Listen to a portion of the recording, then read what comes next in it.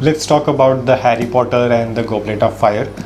Fourth book of the Harry Potter series. ये book मैंने 2 दिन पहले मैंने फिनिश की थी and I want to discuss everything about it. अगर ज़्यादा देर कर दूंगा तो यूजुअली इसमें से सारे जो चीज़ें वो मिस कर दूंगा, या जो प्लॉट होल्स है या जिसके बारे में मुझे एक्चुअली डिस्कस करना है तो वो शायद मिस कर सकता हूँ। So I thought let's make this video quick.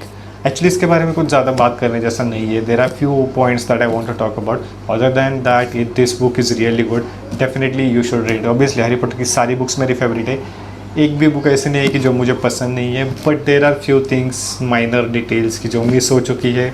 मतलब लास्ट टाइम मैंने अराउंड 10th स्टैंडर्ड में जब रीड की थी तो like this is one of the best book ऐसा लगता था, but now I want to talk about few things about this. So usually let me give this book.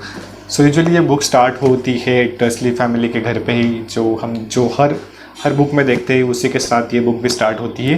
And ये book start होते ही we get to know about how Hogwarts के बारे में पता चलता है। Then we get to know about the one I वाला, यानी कि मूडी के बारे में पता चलता है कि Moody actually this is one of the character जिसके बारे में हमें ये बुक में पता चल जाता है। But if you talk about the third book, the one of the best character is Lupin, and Lupin deserves to be the a lot of things in this book, but उसमें से हमें ज़्यादा कुछ पता नहीं चलता।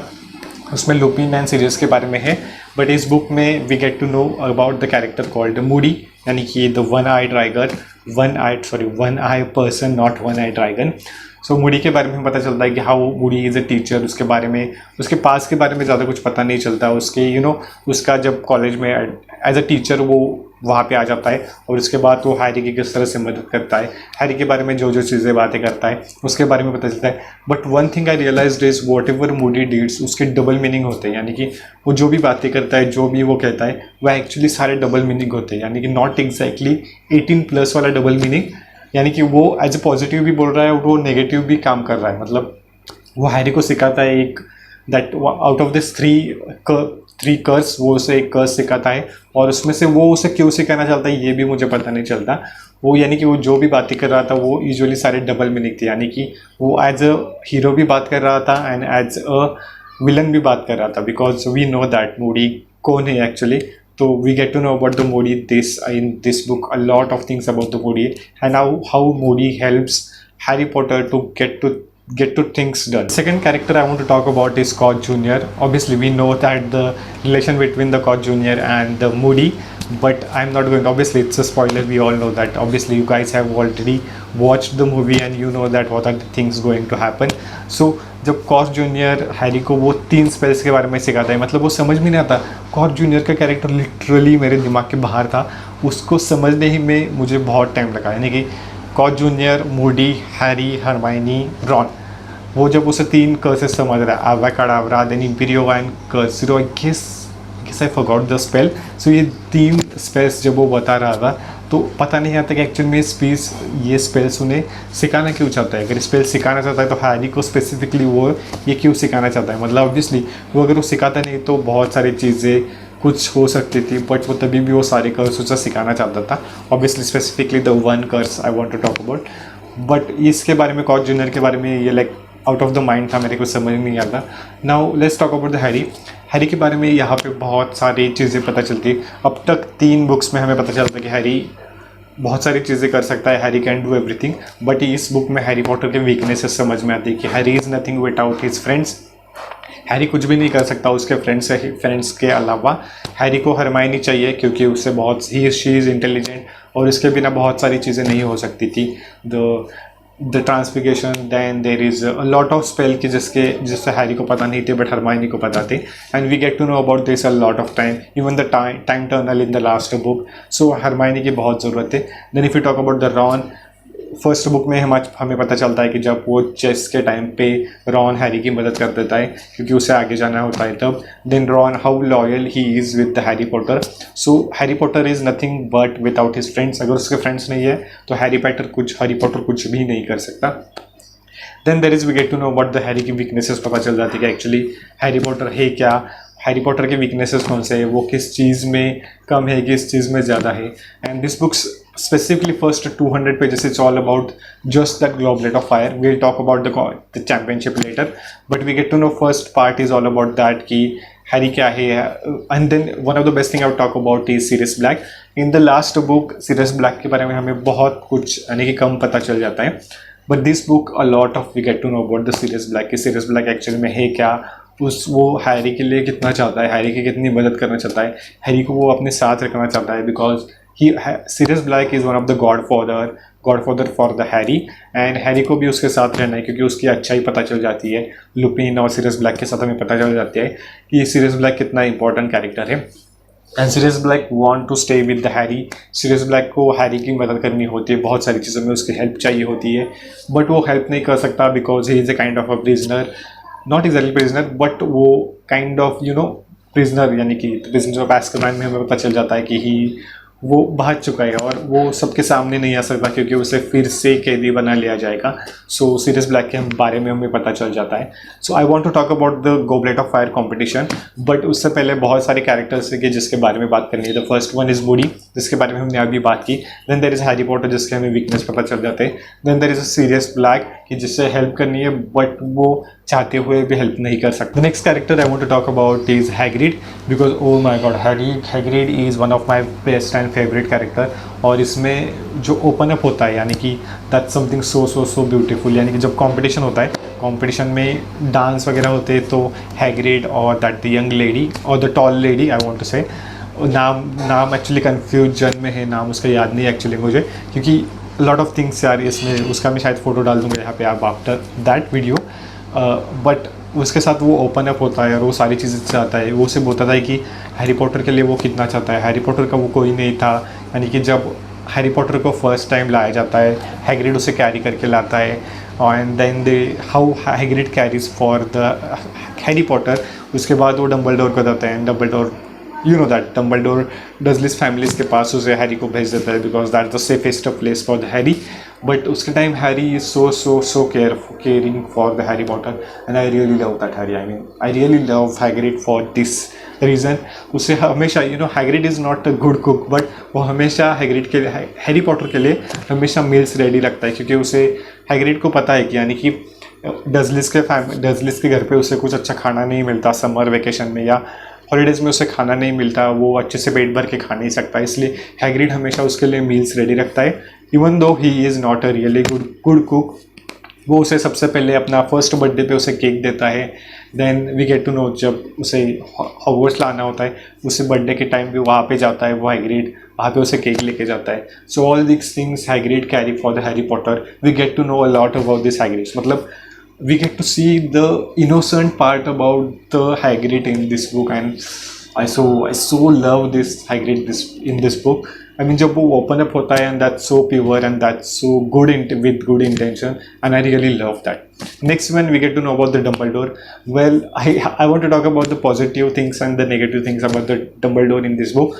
We also get to know a lot of space about the Dumbledore that actually if Dumbledore के जैसा एक्ट नहीं करता तो बहुत सारी चीज़ें इसमें सही हो सकती थी.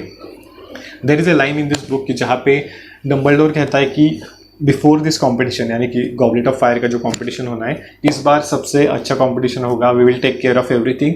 But still he don't take care of everything. Like literally वो जो मेज में होता है, वो जो पानी के अंदर होता है, I want to talk about that the competition letter. But he don't care about anything. अगर वो सच में केयर करता है, यानी ये सच में केयर करता तो ये सारी चीज़ें होनी नहीं चाहिए थी, बट तभी भी ये सारी चीज़ें होती है. So I am damn sure कि डम्बलडोर ने उतना अच्छे से ध्यान नहीं दिया. एंड ये competition after a long time हो रहा था. इससे पहले बहुत पहले कंपटीशन हुआ था और आफ्टर लॉन्ग टाइम ये कंपटीशन हो रहा था जस्ट बिकॉज डम्बलडोर ने कहा था कि I will take care of everything. But actual में ऐसा बुक में नहीं होता. And I don't know why Dumbledore did this. I don't know why this happens. Then there is a character called Cedric, यानी कि जो हैरी के साथ कंपटीशन में होता है जिसकी डेथ हो जाती है. आई सो फील फॉर सेड्रिक. मतलब he is another my favorite character, kind of really good person, really humble person, kind person. और उसके बारे में हमें जब इस बुक में पता चल जाता है, उसके फैमिली के बारे में, उसके पेरेंट्स के बारे में, I so felt kind of I was crying when I understand the सेग्रिड के बारे में कैरेक्टर. सेग्रिड हैरी की मदद करता है, यानी कि एक्चुअली हैरी सेग्रिड की मदद करता है. अगर उसके बाद भी अगर कोई दूसरा होता तो यूजुअली सेग्रिड छोड़ के, हैरी को छोड़ के वो सारी चीज़ें कर सकता था. But Cedric is not that kind of person. Cedric is so good. And में भी जो वो बातें करता है, यानी कि हैरी से वो बिफोर उसके जाने से पहले बातें करता है, that's so good. I really love this character Cedric. Even though there is a competition between Harry and Cedric, still I love Cedric as a character because he is one of the kind person in this book. Then there is a date scene, यानी कि date वाला scene होता है कि Hermione को कौन date पे लेके जाएगा. ये एक्चुअली हरमायनी को कोई डेट पे पूछता ही नहीं है एक्चुअली, दैट्स द थिंग. और रॉन और हैरी भी नहीं पूछते क्योंकि सब लोग को पता था कि आइदर हरमायनी रॉन और हैरी के साथ जाएगी. सो हरमायनी को कोई डेट पे पूछता नहीं कि बॉल गेम पे आएगी, बॉल गेम पे शायद.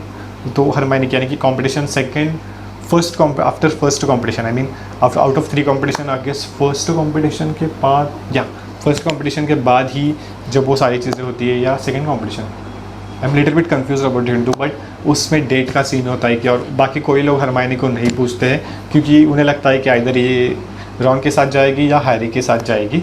और रॉन और हैरी भी नहीं पूछते हैं. जब हरमायनी कहती है कि आई हैव अ डेट, तो रॉन और हैरी उसका मजाक बना दे क्योंकि उन्हें लगता है कि हरमायनी को कौन पूछेगा, she is a kind of intelligent girl और उसे कोई पूछ भी नहीं सकता.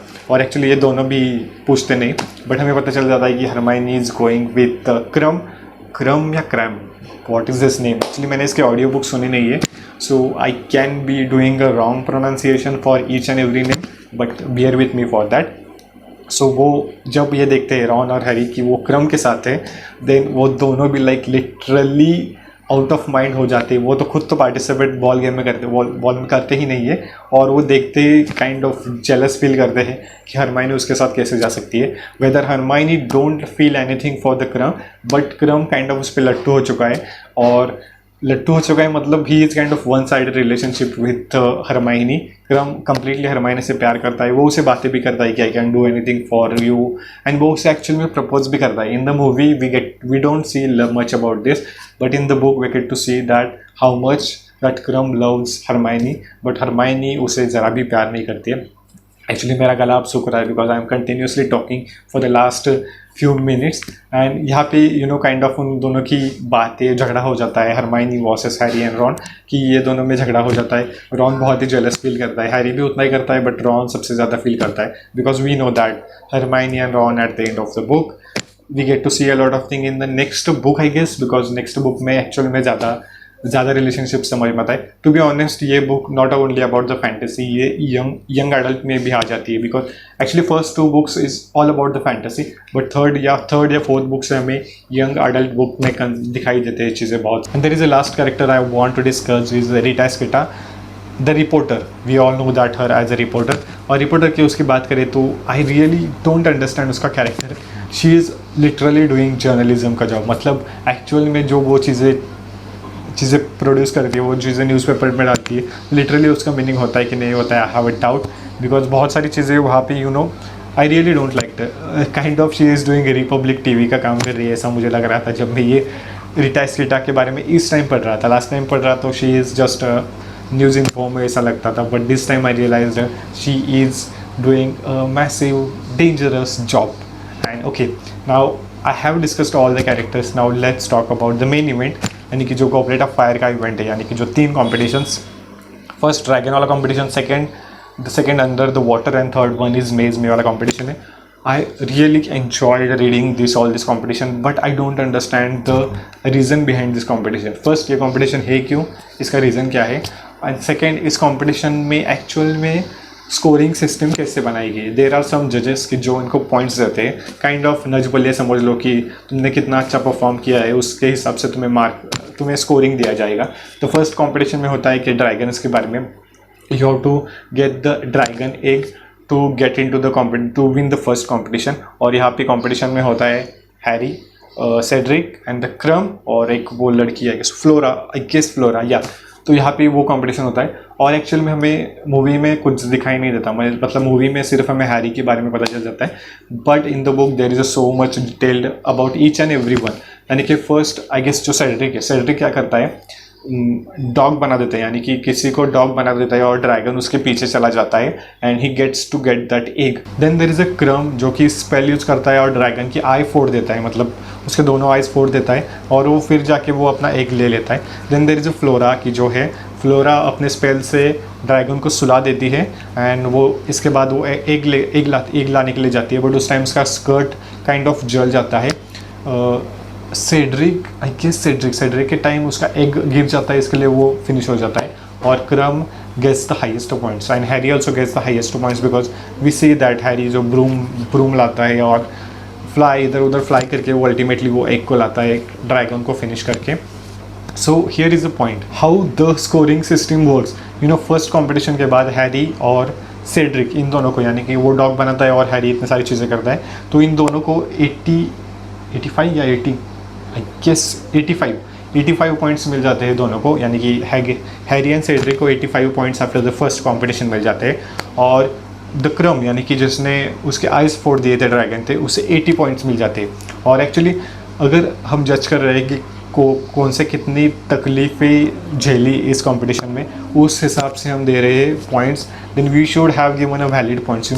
कि एक्चुअली जजिंग का सिस्टम मुझे समझ में नहीं आया कि ऐसा क्यों चल रहा है इस बुक में. I literally was doing maths calculating कर रहा था कि एक्चुअली में ये पॉइंट सिस्टम बनाई किसने है, और ये जजेस उनको पॉइंट्स दे के रहे, क्योंकि हैरी और सेग्रेट को 80 पॉइंट दिए, क्रम को दिए 80 पॉइंट्स, फ्लोरा के पॉइंट्स हमें पता भी नहीं चलते, यानी कि फ्लोरा या उसके पॉइंट्स हमें पता भी नहीं चलते कि उसे पॉइंट्स कितने मिले, even though flora is the least damaged person, उसका सिर्फ स्कर्ट ही जल चुका होता है.